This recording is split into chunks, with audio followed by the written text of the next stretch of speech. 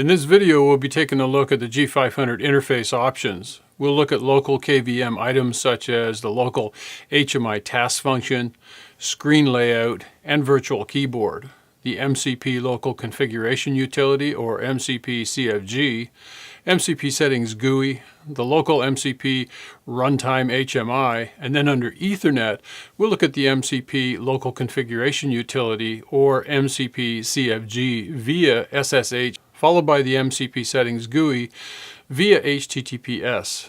Remote MCP Runtime HMI via HTTPS, Remote MCP Runtime HMI via Remote Desktop, and lastly the Maintenance Serial Port MCP Local Configuration Utility. Once the G500 unit is powered up, several interface options are available for connecting to the device. This includes 1. Local KVM, where a keyboard, mouse, and monitor can be connected directly to the unit. How to connect the display port to a monitor with a display cable. How to connect a keyboard and mouse to any of the USB Type-A ports. G500 supports up to 2 monitors. For support access, we'll look at the MCP Local Configuration Utility, mcpcfg / MCP Settings GUI / Local Runtime HMI. 2. Ethernet interfaces that include a front maintenance Ethernet port and rear SFP Ethernet ports. For the front maintenance Ethernet port, 100/1000 base T, maintenance Ethernet port accessible via the front of the unit. Default IP address 192.168.168.81.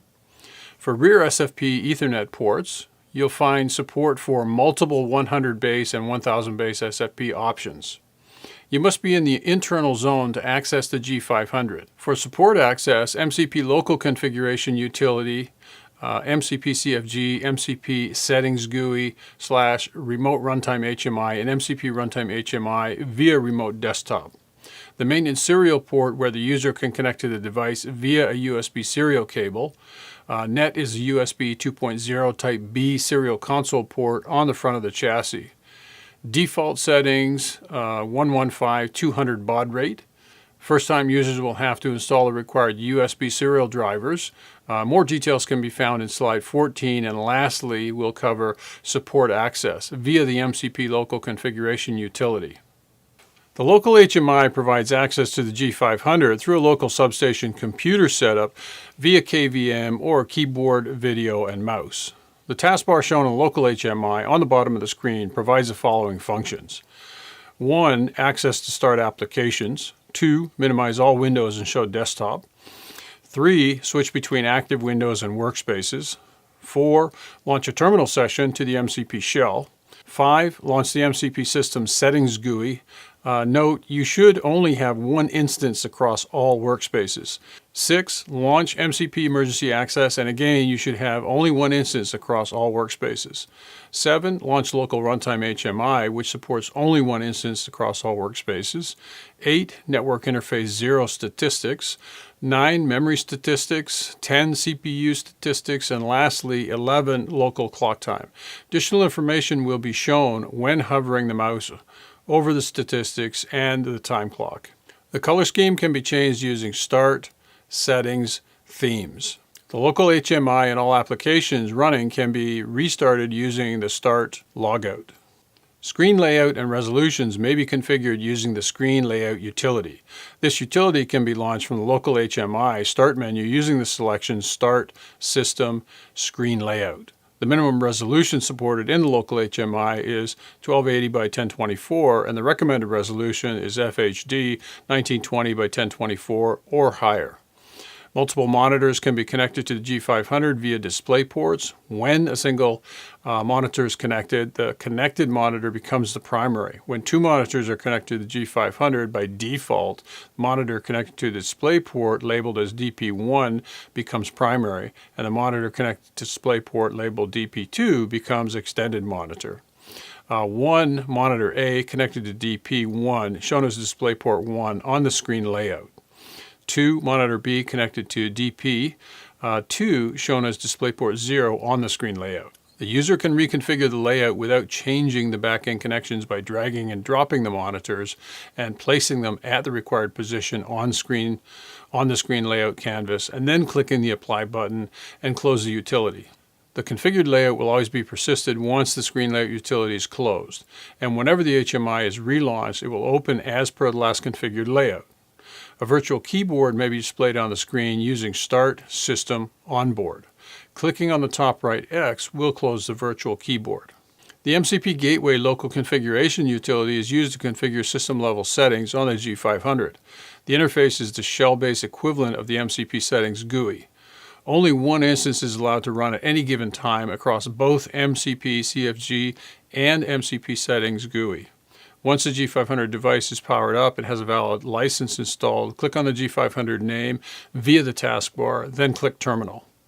A default terminal application will be open showing the login screen.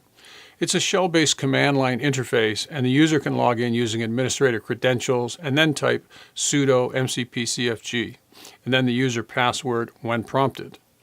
A gateway settings menu will be shown, and then you can proceed with the settings. Please see the G500 settings module for more details on system-level settings.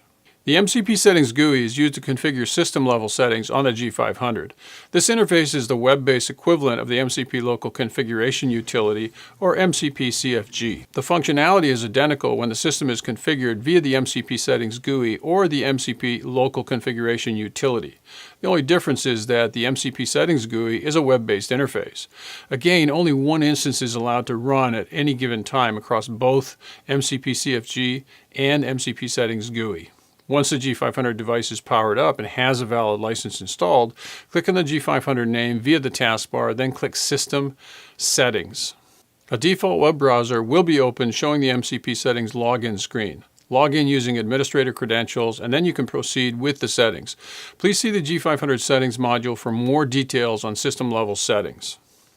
The local runtime HMI will be started automatically once the G500 is powered up and has a valid license installed. Alternatively, the local runtime HMI can be launched by clicking on the G500 name via the taskbar, then click Application G500 HMI. The local runtime HMI access is protected by a login screen that requires a username and password. The user login level /role determines which local runtime HMI features and functions the user can have access to support. If configured with the auto login, then the local runtime HMI will be launched automatically with the G500 homepage and the configured user privileges. The local runtime HMI provides the same functions for the local display and control as a remote runtime HMI with a few exceptions. Multiple users can use the MCP runtime HMI simultaneously using any of the local /remote desktops concurrently. The number of concurrent users is configurable under system-wide access manager, max simultaneous observers /operators /supervisors in the DSAS MCP Studio configuration tool. You can configure the settings of the monitor connected to the DisplayPort of G500 and enable or disable the feature of the Standby HMI redirect to active through the local HMI menu of the MCP CFG utility or the MCP Settings GUI. If the Standby HMI redirects to the active G500 when redundancy is enabled, both the local HMI monitors connected to each G500 unit points to the active MCP only. The local HMI power bar on each G500 indicates whether the local HMI is showing information for this G500 or the peer G500. The MCP Gateway Local Configuration Utility can be launched remotely via SSH. The PC and the G500 shall be in the same subnet to establish network connection. Launch a terminal application such as Secure Terminal Emulator from the DSAgile folder in the Start menu. Start a terminal session with SSH as the protocol type with port number 22. Log in using administrator credentials and then type sudo mcpcfg and the user password when prompted. A gateway settings menu will be shown, and then you can proceed with the settings. Again, please see the G500 settings module for more details on the system level settings. The MCP Settings GUI can be launched remotely via HTTPS. The PC and the G500 shall be in the same subnet to establish network connection. Use a supported web browser like Internet Explorer, Microsoft Edge, Mozilla Firefox, or Google Chrome. disable proxy, and enter the G500's IP address with port number 8081 into the address bar. The user is required to confirm the security certificate exception. The MCP Settings login screen is then displayed. Log in using administrator credentials, and then you can proceed with the settings. Only one instance is allowed to run at any given time between the MCP CFG and the MCP Settings GUI. Please see the G500 Settings module for more details on system-level settings. The Remote Runtime HMI provides access to the G500 from a remote computer setup. It requires a Windows 64-bit OS and the installation of the setup file. This is available via the GE Grid Solutions website and consists of a single installation file named setup-mcp-x64_vabc.exe, and ABC represents the version. This must match the MCP firmware version on the first 2 digits. The Remote MCP Runtime HMI runs a standalone application. Once launched, the login mode is always secure HTTPS and the default port number is 443. The PC and the G500 shall be in the same subnet to establish network connection. The user login level/role determines which MCP HMI features and functions the user can have access to support. By customizing the MCP Runtime HMI shortcut, the user can predefine the login user, IP address, or remote port. When the Remote HMI auto login is enabled, the configured user screen is launched automatically with the configure user and privilege level. After successful login, the MCP Runtime HMI shows either G100 or G500 automatically by detecting the connected device type. Please see the G500 G100 Runtime HMI module for the auto login and the HMI functionalities and features. Starting with the MCP v3.00, it's possible to connect to a separate instance of the local HMI using remote desktop, herein named RD, from a Windows PC, minimum Windows 10.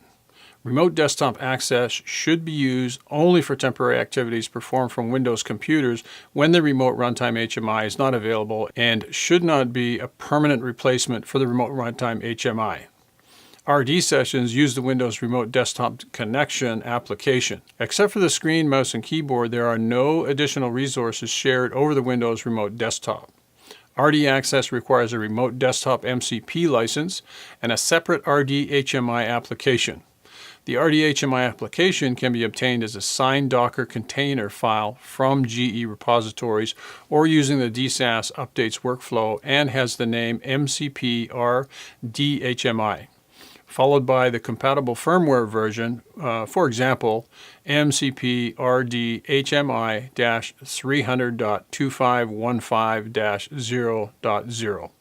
The MCP RD-HMI application is installed in a G500 device using a PETC-based workflow. The MCP RD functionality is provided by a separate Docker container, which eliminates all possible interactions and crosstalk actions between the KVM, Local HMI, and RD sessions. While inside an active RD session, menus, layout, taskbar, runtime HMI, auto login, user actions, and results are the same as the user would see in front of the G500 device's KVM local HMI, with some exceptions. Please keep in mind the RD session with HMI application runs in the target device, not in the Windows PC like the Remote Runtime HMI. Therefore, the user experience relative to performance depends on the target device resources and loading. Please see the G500 G100 Runtime HMI via Remote Desktop module for the detailed setup procedures. The MCP Gateway Local Configuration Utility can be launched locally via the front USB console port. Connect the USB 2 Type B cable to your computer USB port and to the G500 front maintenance serial port. First-time users will have to install a required Windows USB serial driver, CDM21228_setup.exe. You can download the G500 Resource ISO image from the GE Grid Solutions website and find the driver under the software folder when opening the ISO image. Launch a terminal application such as Secure Terminal Emulator from the DS Agile Studio folder in the Start menu. Then select File, Connect, and ensure the protocol is set to serial port. Select the simulated G500 user serial port with baud rate 115200 and then connect. Log in with administrator credentials at the G500 command shell prompt. Once logged in, type sudo mcpcfg and the user password when prompted, and then proceed with the settings. Please see the G500 settings module for more details on system level settings. Lastly, I want to thank you for watching this training content video.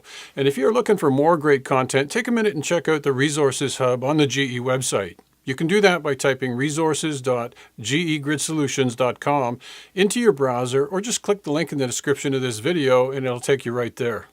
Thanks so much for watching, and we'll see you next time.